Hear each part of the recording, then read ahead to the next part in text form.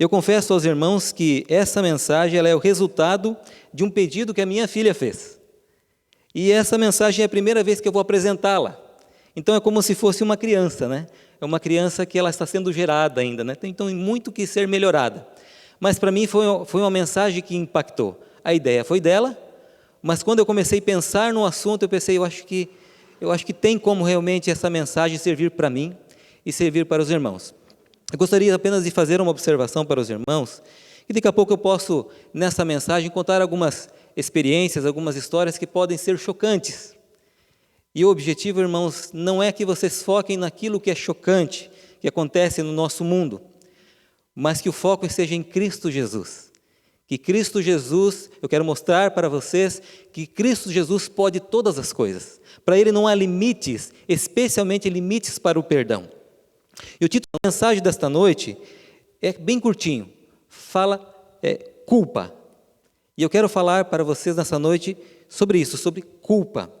Nós hoje, atualmente, somos reféns, muitos de nós reféns da criação, da cultura, da onde viemos, da maneira como fomos educados. Às vezes também nós somos escravos aí da questão também do temperamento ou das necessidades momentâneas, e por estas coisas, pelas essas influências que recebemos, muitas vezes magoamos algumas pessoas, ou às vezes magoamos a nós mesmos, e nos sentimos muitas vezes culpados pelos erros que cometemos. E muitas pessoas ficam tão chateadas ou tão arrependidas da culpa ou do erro que cometeu, que se sentem culpadas, e essa culpa destrói as pessoas por dentro. A culpa é um sentimento, assim como o amor, assim como a saudade, a culpa também é um sentimento. E esse sentimento pode destruir as pessoas aos poucos. Ninguém está livre do erro. E muitas vezes uma pessoa sob pressão, ela pode cometer coisas, cometer atos, que depois ela vai se arrepender logo em seguida. Certo dia, o meu avô entrou no mercadinho do meu pai e disse para o meu pai muitas coisas que o meu pai nunca deveria ter ouvido. E muitas coisas injustas para meu pai. E eu estava ouvindo tudo aquilo, e sabia que aquilo que o meu avô estava dizendo não era verdade. Eu conheço o meu pai. E se eu fosse o meu pai, eu levantaria e revidaria. E justificaria para o meu avô, nesse caso, que ele estava errado. Mas meu pai não disse nada, ele ficou calado. Meu avô saiu. Então eu perguntei para o meu pai, mas por que você não se defendeu, não falou nada? E ele falou assim, porque eu tive medo de ofender o meu pai. Porque uma palavra dita é igual uma paulada. Depois que você deu a paulada, não adianta, desculpe, te dei uma paulada. Depois que você disse, você ofendeu, você pode até pedir perdão, mas você feriu a pessoa. Houve um ferimento e ele não quis ferir o meu avô. E quis apenas guardar para si a ferida que o meu avô causou nele. Eu fiquei impressionado com isso. E sobre culpa, eu fui procurar no dicionário, na verdade não precisamos nem muito procurar sobre o que significa isso, mas o dicionário diz assim que a culpa é a responsabilidade que você tem pelo dano que cometeu. Culpa é a responsabilidade pelo dano, pelo mal ou pelo desastre que você causou na vida de outra pessoa ou até mesmo na vida de uma nação. No sentido religioso, o não cumprimento de algum mandamento ou preceito religioso, né, que é o pecado, e isso é o significado de culpa segundo o dicionário. Eu gostaria que os irmãos abrissem as Bíblias, e nesta noite nós vamos usar bastante a Bíblia. Então, abram as suas Bíblias aí, estejam afiados, os irmãos que estão em casa nos assistindo, peguem também as suas Bíblias, não deixem de pegar a Bíblia, e vamos abrir no livro de Mateus, no capítulo 11. Capítulo 11 de Mateus, e os versos 29 e 30, eu acredito que muitos de vocês sabem de cor e salteado esses versos. Todos encontraram? Amém? Precisa de misericórdia aí ou não? Não? Então vamos ler aqui. Livro de Mateus, capítulo 11, versos 28, 29 e 30. Vamos ler o 28 também. Jesus diz, vinde a mim todos que estáis cansados e oprimidos, e eu vos aliviarei. Guarde essa palavra, aliviarei. Tomai sobre vós o meu jugo, aprendei de mim, que sou manso, humilde de coração, e encontrareis descanso para vossas almas. Aí vem o verso 30. Porque o meu jugo é suave e o meu fardo é leve. Guarde essa palavra. Aliviarei e um fardo leve. Tem umas frases que eu achei interessantes sobre culpa. Tem uma frase que diz assim: se alguém trair você uma vez, a culpa é da pessoa. Se você for traído 2 vezes, a culpa é sua. Entenderam? Se uma pessoa trair você uma vez, a culpa é sua. A culpa é dele. Se ela trair você 2 vezes, a culpa é sua. Outra frase interessante, essa agora de Augusto Cury, diz assim: antidepressivos tratam a dor da depressão, mas não curam o sentimento da culpa.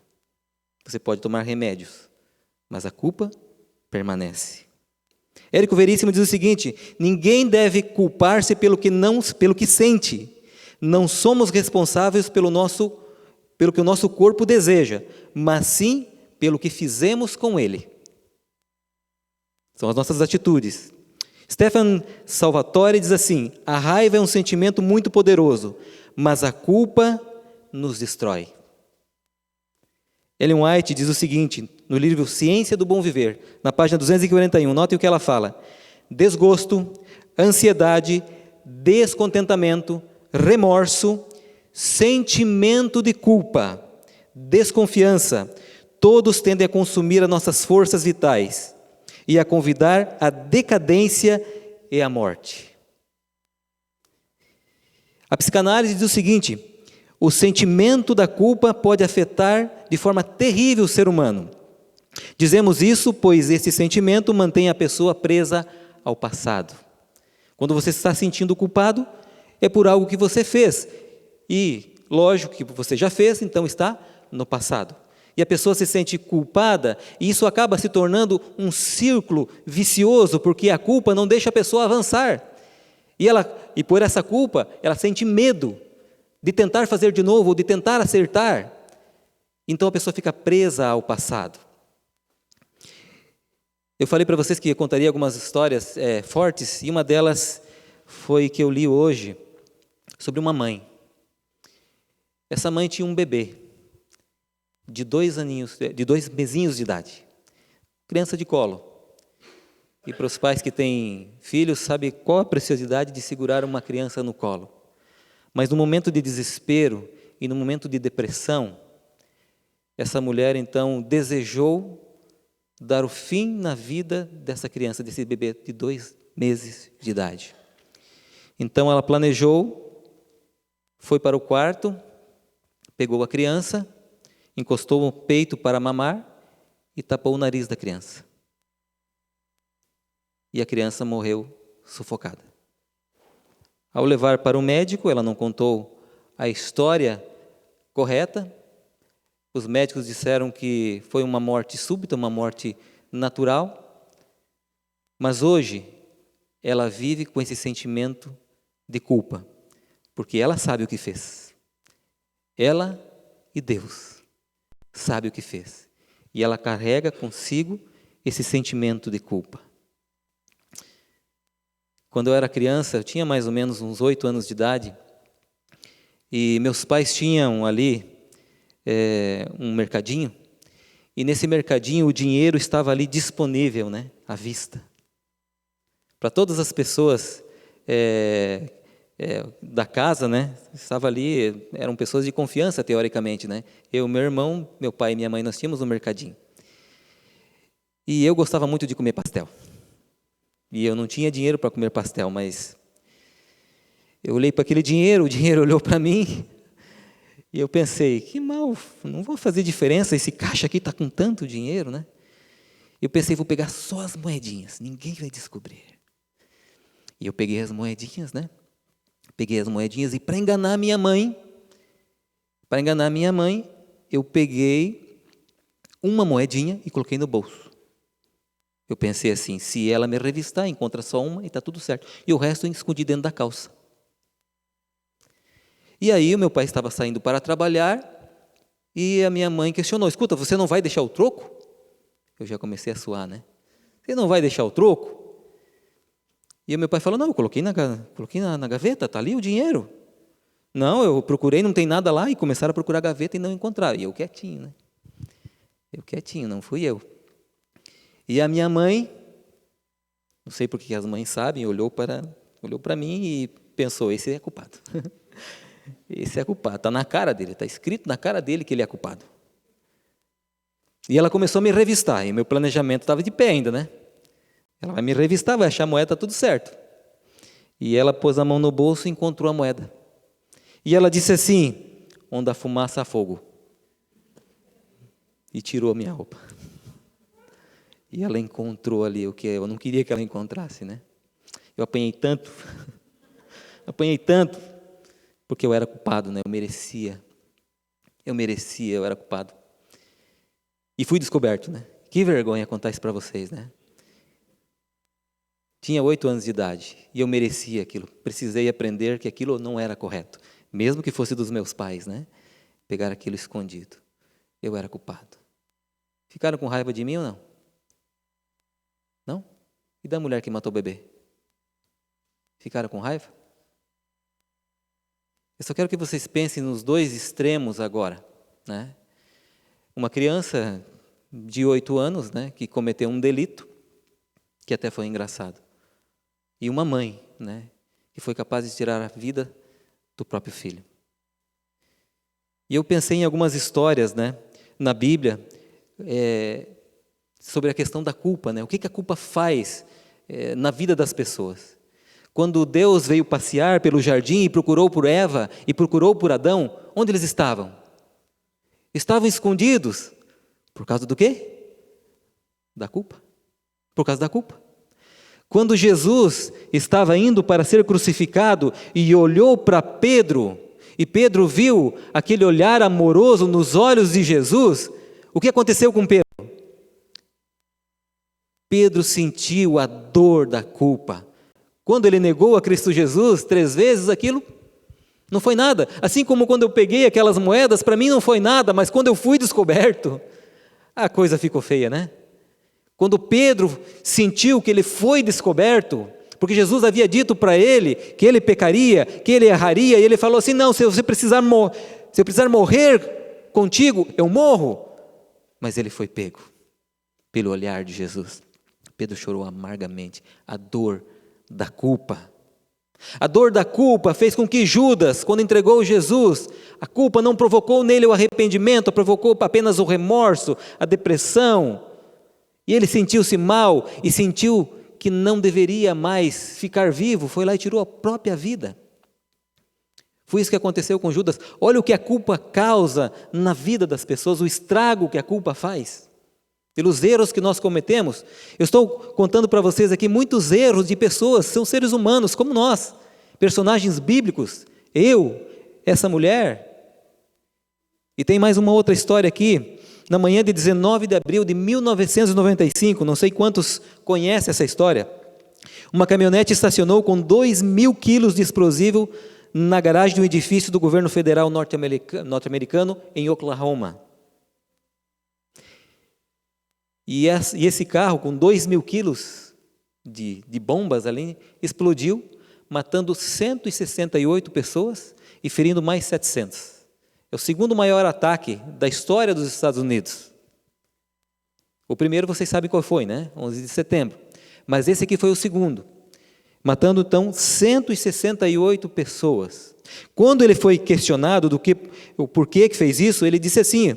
Ele afirmou que a sua atitude era uma reação à repressão do governo contra grupos radicais de direita.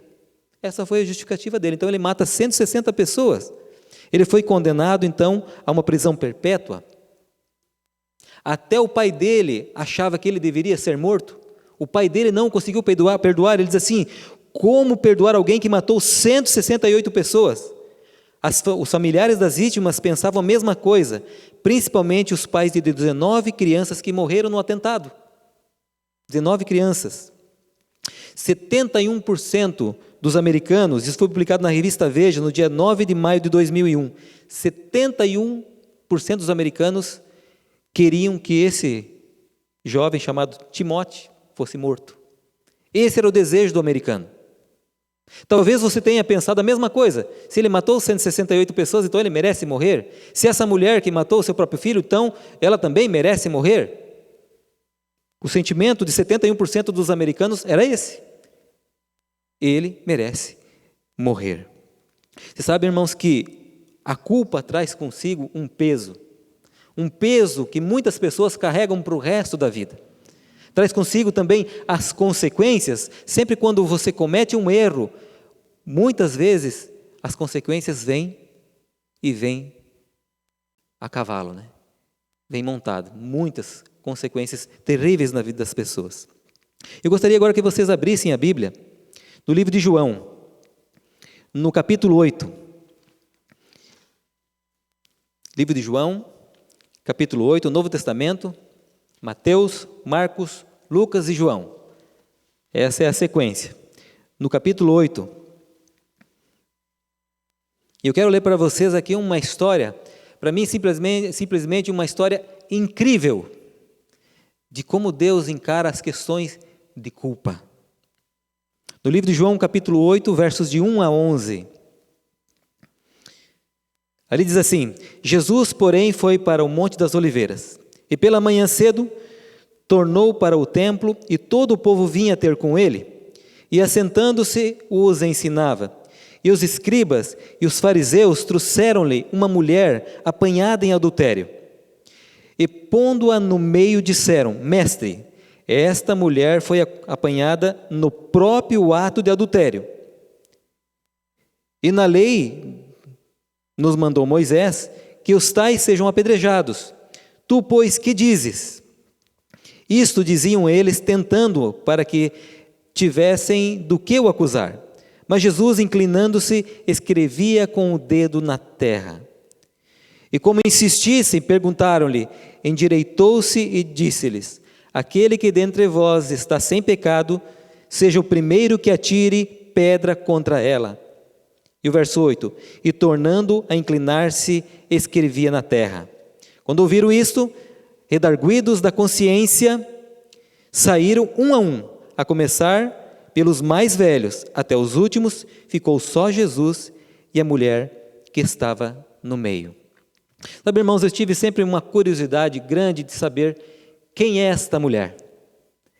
E eu fiz uma pesquisa, porque eu sempre acreditei que essa mulher fosse Maria Madalena. E nas minhas pesquisas eu não fui feliz em poder afirmar para os irmãos que essa mulher é realmente Maria Madalena. Nós podemos até especular sobre isso, podemos até dizer que é, mas a Bíblia não diz claramente que é Maria Madalena. Mas diz que é uma mulher pecadora. E Ellen White diz o seguinte sobre ela. Diz assim, Ellen White sugere que a mulher era casada, o desejado de todas as nações, página 461, e que fora induzida ao pecado pelos seus próprios acusadores, com a intenção de armar uma cilada para Jesus. Os próprios acusadores montaram todo o esquema para que ela adulterasse, para que através dela conseguisse então um plano maquiavélico, pegar Jesus e acusá-lo de algo, se ele cometesse algo contra a lei dos judeus. E notem, irmãos, a maneira como Jesus agiu. Eu fico pensando, todas aquelas pessoas reunidas ouvindo Jesus, e muitas pessoas que estavam ali eram doutores da lei. Eram fariseus, eram escribas, pessoas importantes, cobradores de impostos, de repente advogados da época, engenheiros da época, pastores da época, estavam todos reunidos ali para ouvir a Jesus, pessoas importantes. E todas essas pessoas, toda essa multidão, não estava de maneira nenhuma se sentindo o quê? Culpada. Eles não eram culpados. Havia sim ali uma culpada. E era aquela mulher. Todos estavam acusando. Então imagina aquela multidão trazendo aquela mulher agora, não com carinho, mas de arrasto. Talvez com as mãos atadas, eu não sei, mas arrastando aquela mulher, esbofeteando ela, maltratando ela, porque afinal de contas era uma mulher morta. Porque segundo a lei, ela deveria ser apedrejada, deveria ser morta, porque foi apanhada em adultério. Agora veja, se a lei diz isso, então por que eles não executaram? Trouxeram para que Jesus julgasse? Veja a artimanha desse povo. Pessoas que se sentiam superiores, mais do que os outros, sem nenhum tipo de pecado, elas não se sentiam culpadas. E olha como Jesus é. Quando nós nos sentimos culpados, assim como meu pai não era culpado, eu tive aquele sentimento, não, eu vou retrucar. Eu vou retrucar. Quando nós não nos sentimos culpados, nós somos soberbos. Não sentimos a necessidade do arrependimento. E veja como nós somos. Nós queremos sempre estar por cima. Se a pessoa fala alto, você fala mais alto ainda. Se ela tem um argumento, você tem outros argumentos. Jesus, diante de uma multidão de pessoas, multidão de culpados, multidão de pecadores, Jesus se curva diante dos pecadores. Olha, como pode um Deus todo-poderoso, sem pecado e sem culpa, se curvar diante de seres humanos? Jesus se curva na areia e começa a escrever e fica curvado diante de uma multidão enfurecida, que com a atitude de Jesus fica mais enfurecida ainda. Você não vai fazer nada? Está aqui a mulher pecadora. A multidão enfurecida e o Deus curvado diante dos pecadores. Veja como Jesus é diferente de nós, né? Não é igual a nós. Nós já queremos retrucar, já queremos rebater, queremos tomar uma atitude, fazer justiça com as próprias mãos. Nós estamos certos, eles estão errados, então eu vou resolver esse problema. E Jesus se curva diante dos pecadores. E começa a escrever alguma coisa ali na areia, talvez os pecados de cada um deles. E como eles insistissem, então Jesus se levanta e diz a seguinte frase: olha, se vocês então todos não são culpados, se são todos justos, se vocês são aquilo que dizem que são, então peguem a pedra e atirem a primeira. Quem é o primeiro que vai atirar a pedra aí? Quem é o primeiro santo que vai atirar a pedra? Porque vocês vêm até mim como santos, então atirem a primeira pedra. E curvou-se novamente. E as pessoas foram embora uma a uma. E só ficou ele e a mulher. Só que, irmão, sabe o que é triste dessa história? É que todas as pessoas que saíram dali, que chegaram achando que não tinham culpa nenhuma, todas saíram dali culpadas. Todas saíram com uma carga de culpa. Não saíram dali perdoadas. Notem, irmãos, quando a presença de Jesus, quando existe a presença de Jesus na vida das pessoas, duas coisas acontecem. Aquele que não se acha culpado, se torna culpado, vai reconhecer que é culpado. E a segunda coisa, aquele que é culpado e se acha culpado, ele é perdoado, é liberto e sente-se leve. Jesus olha para aquela mulher, né?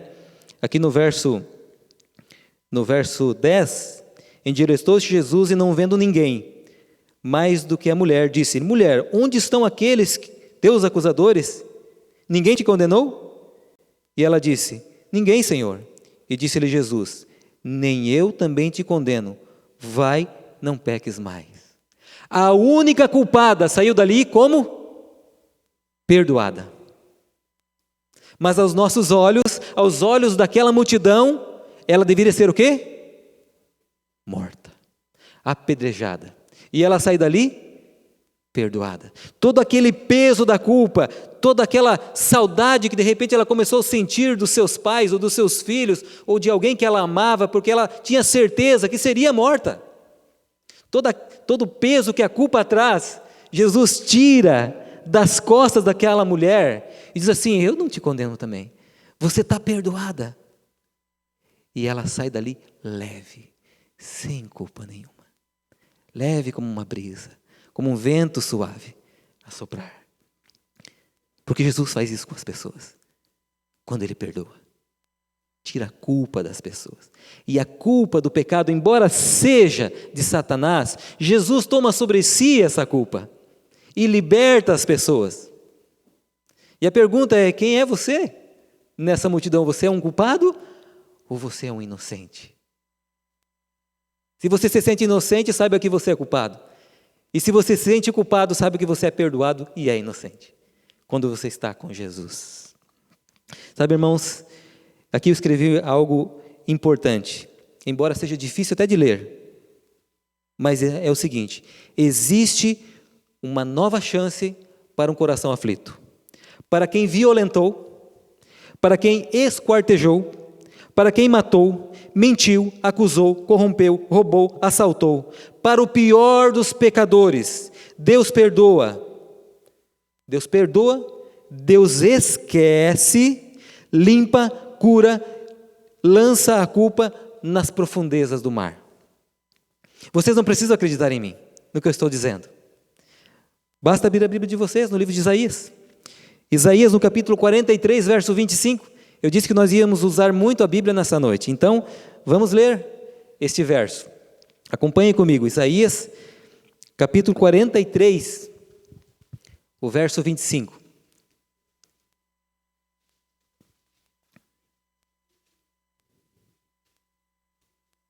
Ouça o barulho das folhas das Bíblias. Isaías 43, verso 25. Ali diz assim: sou eu mesmo, aquele que apaga as suas transgressões por amor de mim e que não se lembra mais dos seus pecados.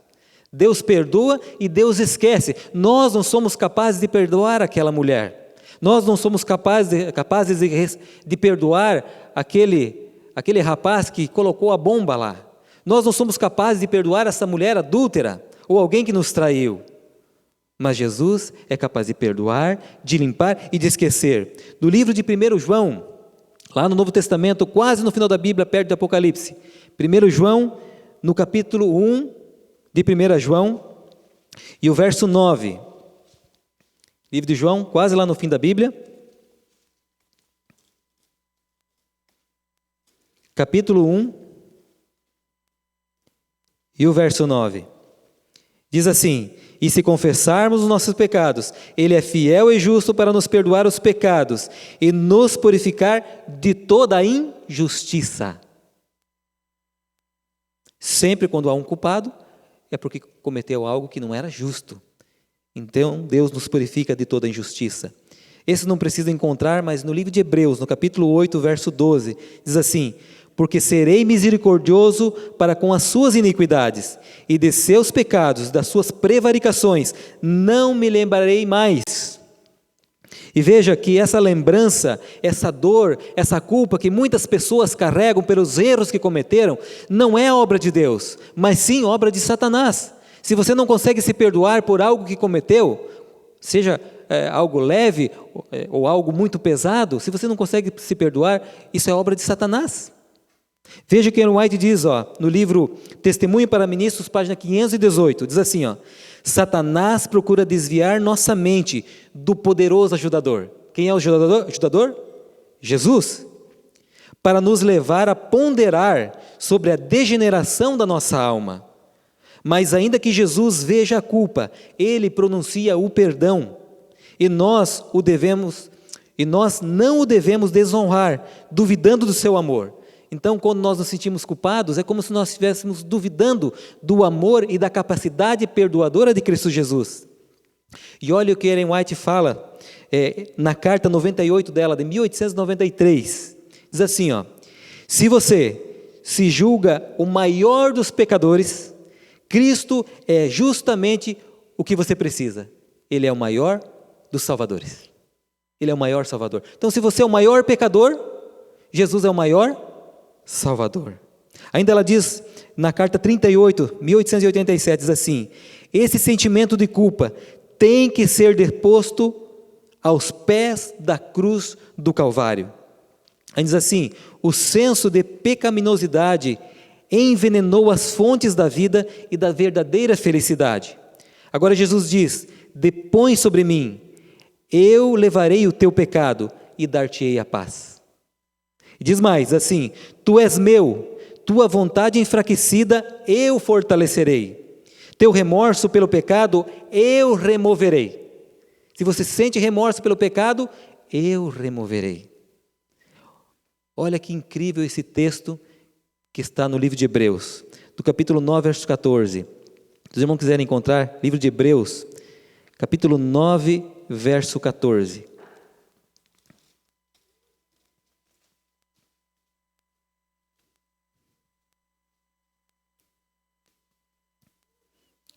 livro de Hebreus, capítulo 9, verso 14. Diz assim: quanto mais o sangue de Cristo, que pelo Espírito Eterno se ofereceu a si mesmo, imaculado a Deus, purificará as vossas consciências das obras mortas. Lembra o que eu falei sobre a culpa? Que a pessoa fica presa ao passado, porque a consciência está pesada. O livro de Hebreus diz que Jesus purificará a nossa consciência dessas obras do passado, erros que você cometeu no passado. Jesus promete esquecer e ainda atuar na tua mente para que você também esqueça, para que você se sinta leve, para que você se sinta liberto do pecado, assim como aquela mulher que estava arrependida pelo seu pecado e sentiu-se leve quando Jesus a perdoou. Jesus também quer que nessa noite nós nos sintamos da mesma forma, nos sintamos leve, porque simplesmente nós somos perdoados e a culpa do nosso pecado recaiu sobre Jesus. E por isso Ele morreu. E você pode ser perdoado de qualquer tipo de pecado, seja ele grande ou seja ele pequeno.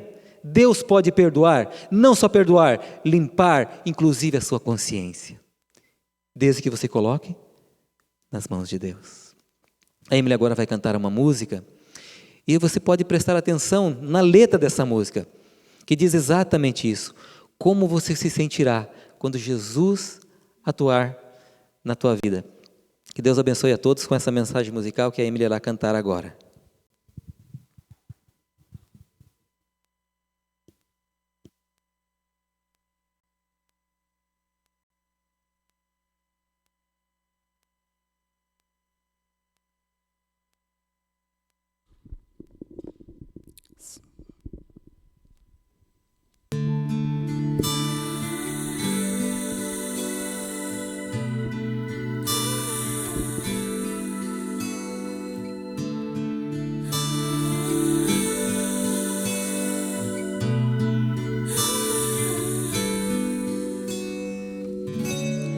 Peso da culpa, fardos de dor, alguém que esqueceu de confiar, lágrimas tristes, sonhos quebrados, alguém que insiste em lutar, tentando encontrar a paz em ti, sozinha vaguei. Descobri que só teu amor me faz leve como a brisa que sopra, leve sem olhar para trás, leve como uma criança. Ensina-me a andar, Senhor, e me leve em teus braços de amor. Leve contigo,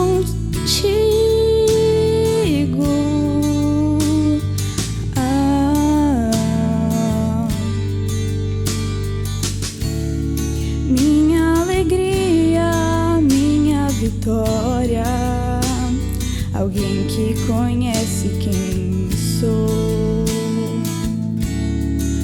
o meu futuro, meu redentor, alguém que por mim se entregou, vivendo amparada em tua cruz, contigo andarei. Entrego, Senhor, o que me afasta de ti, leve como a brisa que sopra, leve sem olhar para trás, leve como uma criança. Ensina-me a andar, Senhor, e me leve em teus braços de amor. Leve contigo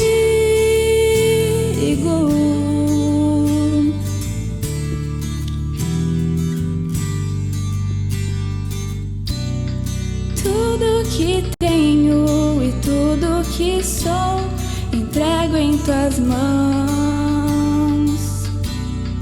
Todo egoísmo e o que me faz regredir.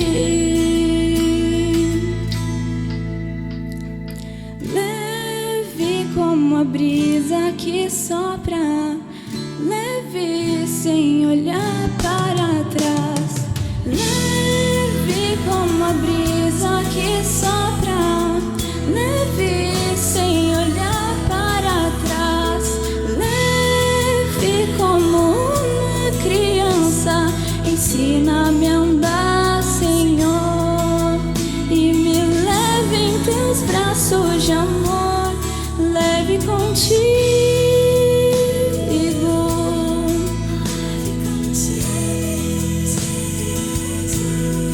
leve contigo.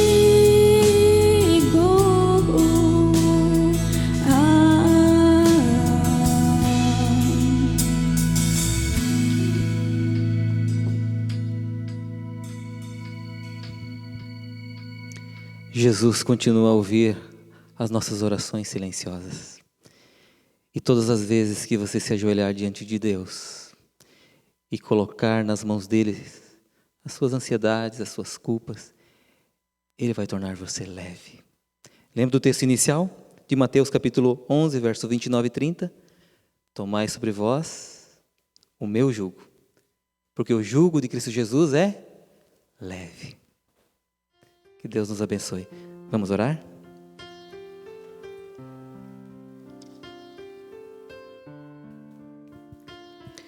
Senhor, nosso Deus e nosso Pai, nós estamos, Senhor, neste momento muito felizes, porque encontramos em Cristo Jesus o verdadeiro perdão, a demonstração do verdadeiro amor e da misericórdia. Eu sei, Senhor, que sou o culpado. Reconheço diante de Ti o meu pecado. E muitas vezes, Senhor, já me coloquei de joelhos clamando por perdão de erros que cometi, de lembranças ruins que tenho. Mas fiquei feliz, Senhor, em saber que diante de Ti, se houver arrependimento no coração, arrependimento sincero, o Senhor nos perdoa e lança os nossos pecados nas profundezas do mar.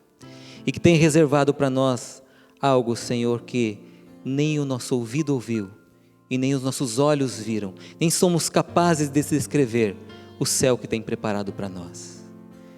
Se tem alguma pessoa nesta noite que está sofrendo com o peso da culpa, de algum erro que cometeu, peça ao Senhor que tome este fardo dessa pessoa e que a pessoa sinta-se aliviada, porque Cristo Jesus deu perdão a ela.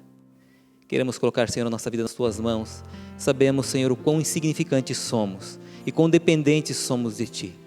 Para isso, Senhor, precisamos que o Senhor guie a nossa vida, nos oriente e nos mostre o caminho certo a seguir.